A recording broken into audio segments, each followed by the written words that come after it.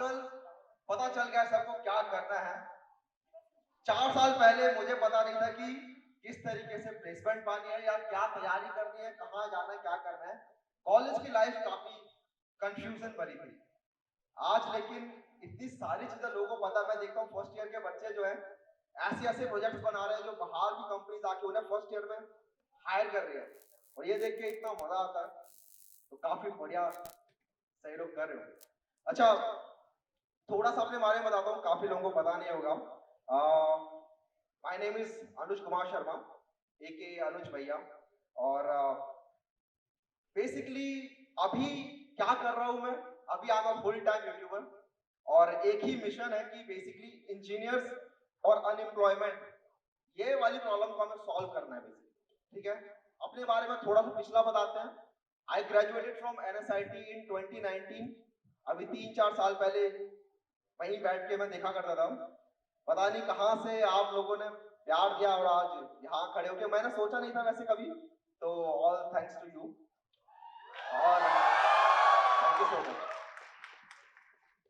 और मैं वही अवेयरनेस की बात कर रहा था, राइट। तो अपना जब कॉलेज स्टार्ट हुआ था, एनएसआईटी ज्वाइन किया, तो बहुत कंफ्यूजन। इससे पहले कुछ पढ़ा था नहीं कोडिंग रिलेटेड, और आगे डायरेक्टली एक कोडिंग वाली ब्रांच ले ली, आईटी ब्रांच ले ली, और वहां पर जाके देखते हैं कि बच्चों ने ऑलरेडी पढ़ रखा है। स्टेटस वाइज भी बच्चे काफी अच्छे थे, मतलब I belong from a middle class family. लेकिन मिडिल क्लास में भी टीयर्स होते हैं, राइट। टीयर्स होते हैं कि 50 लाख की सेविंग वाली फैमिली भी मिडिल क्लास है, 5 लाख की फैमिली, 5 लाख की सेविंग वाली फैमिली मिडिल क्लास है, और 500 रुपए की सेविंग वाली भी मिडिल क्लास है। तो वो तीसरी वाली मिडिल क्लास से हम बिलोंग करते थे। तो वहां पर एक ऐसे कॉलेज में चले गए जहां पर देख रहे हैं लोग थोड़े अच्छे क्लास से आ रहे हैं।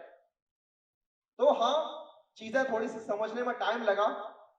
और एक चीज और देखी कि प्लेसमेंट और जो कंपनीज पूछती हैं, जो इंटरव्यूज में हमसे पूछे जा रही हैं चीजें, वो चीजें शायद हम नहीं पढ़ पा रहे हैं। तो मैं बोला यार, ऐसी चीजें नहीं होनी चाहिए। लोगों को पहले ही पता चल जाना चाहिए कि क्या करना है, कैसे करना है। तो वही अभी फिलहाल गोल बना लिया है, right. I graduated from NSIT in 2019। उसके बाद I joined a company called Urban Clap, now known as Urban Company. वहां 1.5 साल काम किया, मल्टीपल डिफरेंट डिफरेंट रोल्स वहां पे किए। कभी एंड्रॉइड, कभी बैकएंड, कभी फुल स्टैक, कभी DevOps. Then I move to Amazon, वहां काम किया कुछ 9 महीने के अराउंड। एंड देन उसके बाद लगा यार कि अब करते हैं कुछ खुद का करते हैं, राइट। और जो अभी आपको प्रॉब्लम स्टेटमेंट बताई मैंने, इंजीनियरिंग और अनएम्प्लॉयमेंट, इसको हटाते हैं।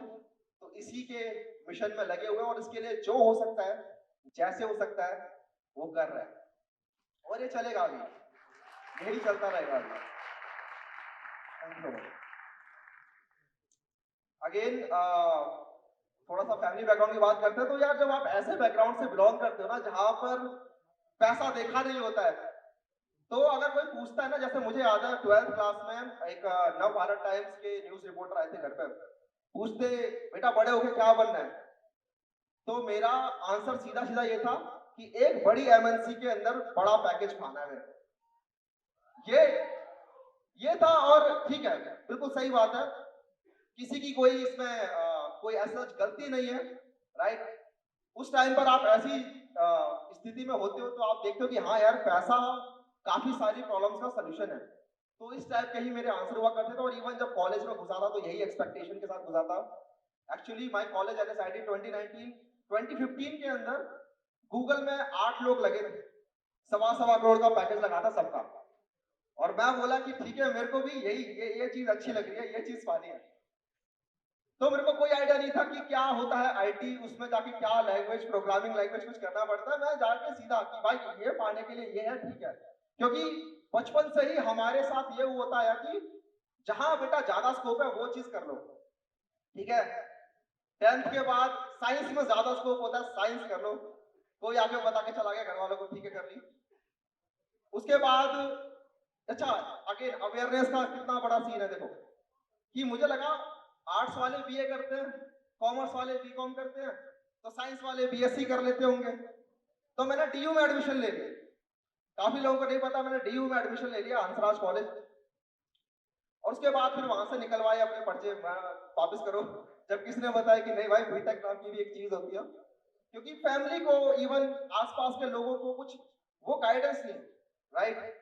और अब मैं जब कॉलेज भी गया उसके बाद, तो वहां पर अगेन वही एक स्ट्रगल फेस कर रहा हूँ कि समझ में नहीं आ रही, एक लैंग्वेज सीखनी पड़ेगी। ठीक है, आप कॉलेज में जाते हो, आप देखते हो कि हाँ मुझे भी वही पैकेज पाना है, तो क्या करना पड़ेगा? कोरा पे सर्च किया, कोरा पे आता है programming language, problem solving skill, resume improve करो। मैं बोला ठीक है, पहले स्टार्ट करते हैं प्रोग्रामिंग लैंग्वेज के साथ। सीखना स्टार्ट किया, लेकिन वही पल्ले नहीं पड़ रही, क्योंकि एकदम नई चीज है। ये एक ऐसी चीज है जो कि अगर इसके अंदर आप बहुत ज्यादा बेसिक को शुरुआत से घुसने लग जाओगे तो बहुत मुश्किल हो जाएगी। ये चीज बाद में जाके सीखा, राइट, कि कुछ चीजों को फॉर ग्रांटेड लेके चलना पड़ता प्रोग्रामिंग के अंदर। इट्स नॉट लाइक साइंस की उसके अंदर आप बचपन से पढ़ते आ रहे हो, 6th क्लास में भी आपने पढ़ा, 9th में भी पढ़ा, 11th में भी पढ़ रहे हो, ऐसा कुछ नहीं है।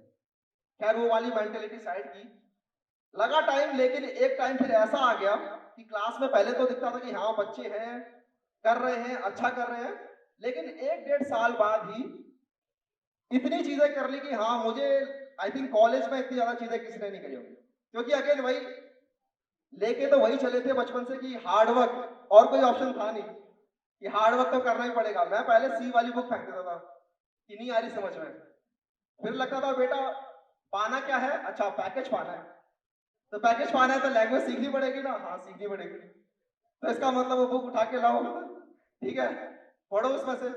तो वही हार्ड वर्क करते चले। और एक चीज और, जब प्लेसमेंट का टाइम आया, पहले इंटर्नशिप का टाइम आता है, तो वहां पर पढ़ के तो चले गए, ठीक है, हमारे कॉलेज में भी पढ़ाया गया, थोड़ा बहुत पढ़ के चले गए, लेकिन वहां पर कुछ अलग ही टाइप की चीजें पूछ रहे हैं वो।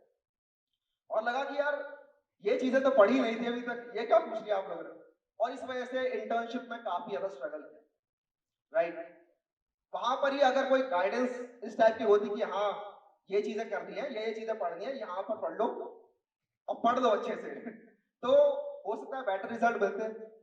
और यही मैंने आप लोगों को प्रॉब्लम बताई कि ये एक बहुत बड़ा गैप है, ये एक बहुत बड़ा गैप है जो आज धीरे धीरे करके होते जा रहा है ठीक, राइट। धीरे धीरे करके वो गैप ठीक होते जा रहा है, धीरे धीरे करके आप लोग अवेयर होते जा रहे हो, which is a very good thing. आजकल फर्स्ट ईयर के बच्चे को पता है कि मेरा गोल क्या है, मेरा मेरा प्रॉपर रोड मैप क्या रहने वाला है, मुझे कब कब क्या क्या चीजें कैसे कैसे करनी है, सबको पता है। अच्छा एक चीज और, अवेयरनेस ज्यादा हो गई है, लेकिन इसके साथ साथ एफर्ट भी तो डालने पड़ते हैं, राइट। आप अपने दिमाग को बोलते हो कि ठीक है दिमाग, अब प्लानिंग तो हो गई, दिमाग बोल रहा है हाँ भाई प्लानिंग तो प्रॉपर है।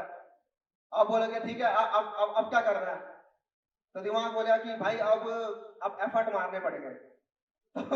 आप बोलोगे यार एफर्ट एफर्ट भी मारने पड़ेंगे क्या, ठीक है, दिमाग फिर पोस्टपोन कर देता है, दिमाग बोलता है हाँ ठीक है थोड़ा सा पोस्टपोन करते हैं, थोड़ा ब्रेक ले लेते हैं। देन वो चीजें फिर ब्रेक में चली जाती है, और देन आपका जो प्लान आपने सोचा होता है वो थोड़ा बहुत हो जाता है इधर उधर, ठीक है। काफी बार हुआ है मेरे साथ, और आई थिंक काफी बार हुआ होगा आप लोगों के साथ भी, तभी हम ह्यूमन भी हैं, राइट। लेकिन एक चीज समझनी पड़ेगी यार कि अब आए हैं तो कुछ करना ही पड़ेगा। इवोल्यूशन ने यहाँ लाके खड़ा कर दिया आपको, और अब आप बोलो कि चलो कुछ नहीं करते हैं, तो आप तो बस रिसोर्सेस कंज्यूम किए जा रहे हो, कुछ निकाल के दे नहीं रहे हो, तो वो इवोल्यूशन बोलेगा हमने तो इंसान बनाया था बंदर से, इसने कुछ योगदान दिया नहीं, राइट। कुछ ऐसा करना है, कुछ ऐसा करना है कि आप बता सको जब हो जाओ 60 साल के, अपने ग्रैंड चिल्ड्रन को कि देखो ये मैंने किया, राइट। सबके सबको ऐसा कुछ करना है। अब ठीक है, काफी सारे उतार चढ़ाव आए लाइफ के अंदर, जैसा मैंने बताया फुल टाइम यूट्यूबर है, इसके अलावा और भी मल्टीपल काम कर रहे हैं। 3-4 चीजें हैं जो मैं की टेक अवेज देना चाहूंगा, वरना तो लाइफ की जर्नी बहुत लंबी है, कुछ लोगों को पता भी होगा, कुछ लोगों को नहीं पता।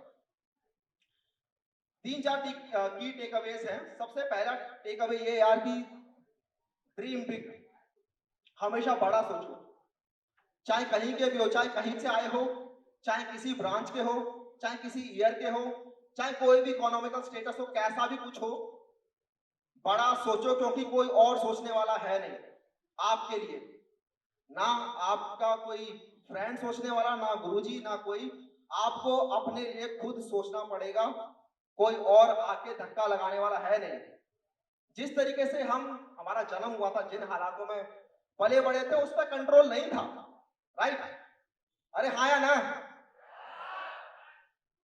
उन पे कंट्रोल नहीं था। लेकिन जिन तरीकों से आप अपनी लाइफ को शेप कर सकते हो और इस सोसाइटी को शेप कर सकते हो, वो तो आपके हाथ में है कि नहीं है? है ना? और ये जो एनर्जी है ना, ये एनर्जी रखनी है पूरे टाइम। तो बेसिकली बड़ा सोचो, फर्क नहीं पड़ता कहां से बिलोंग करते हो, ठीक है? हाथ पर लिख के लाया हूं मैं कुछ कुछ चीजें। सेकंड चीज, हंग्री फॉर लर्निंग। ये एज ऐसी है कि इस टाइम पर लर्निंग को ज्यादा से ज्यादा प्रायोरिटी देनी है, चीजें सीखनी है, पूरे टाइम चीजें सीखनी है। अगर नहीं भी आ रही तो भी यहाँ वहां इतने सारे रिसोर्सेज हैं, चीजें सीख सीख के आगे बढ़ोगे यार। इस टाइम पर पैसों को ज्यादा इंपॉर्टेंस देने से बढ़िया आप लोग लर्निंग को इंपॉर्टेंस दोगे तो आप लोग अलग ही लेवल पर जा रहे होगे। प्रोफेशनली भी बात कर रहा हूं मैं। अगर आप लोग अभी फिलहाल सपोज करो, दो ऑप्शन आते हैं। एक कंपनी ऐसी है जहां पर एक स्टेबल जॉब है, बढ़िया पैसा है, स्टेबल जॉब है, बड़ी मशीन का छोटा सा पार्ट बन जाऊंगा मैं, लेकिन मजा करूंगा। एक कंपनी ऐसी है जहां पर डेली कुछ ना कुछ फटता रहता है, नए नए चेंजेस हो रहे हैं, स्टार्टअप कल्चर है, पैसा भी कम दे रहे हैं। लेकिन अभी आप उस फेज में हो कि अभी मैं बोलूंगा इस वाली कंपनी को चूज करो, जहां पर हसल करनी है, जहां पर सीखने को ज्यादा मिलेगा, जहां पर ओन ज्यादा चीजें करोगे। इस चीज को आप लोग बाद में बोलोगे हाँ बहुत सही किया, क्योंकि इतना सारा आप लोग लर्न कर लोगे कि बाद में तो हाँ कुछ भी करता रहता था। लेकिन ये जो लर्निंग वाला एटीट्यूड है ना, ये खत्म नहीं होना चाहिए कभी भी। इवन ये बात भी कही जाती है कि अगर आप लोग सॉफ्टवेयर इंजीनियर बनते हो तो लर्निंग कभी खत्म होती नहीं है। लेकिन यहाँ पर भी ये तब तक ट्रू है जब तक आप लोग एक ऐसे एनवायरनमेंट में हो जो कि चेंज हो रहा है टाइम के साथ, राइट? तो लर्निंग खत्म नहीं करनी है। अच्छा, तीसरी और सबसे इंपॉर्टेंट चीज जो मैं बोलूंगा, जो कि अभी धीरे धीरे करके सीखना स्टार्ट किया मैंने, लेकिन ये बेस्ट चीज है, पता है क्या है? कि चाहे कुछ भी करो, बस मजा आना चाहिए, ठीक है? लाइफ में कुछ भी कर रहे हो, मजा आना चाहिए। कुछ ऐसा करना है कि ऐसे ऐसा नहीं रहना चाहिए कि यार वर्क सेटिस्फेक्शन नहीं मिल रहा है, या फिर पढ़ भी रहा हूं तो पढ़ाई में मन नहीं लग रहा है, या फिर कुछ काम मिला है तो उस काम को करने में मजा नहीं आ रहा है।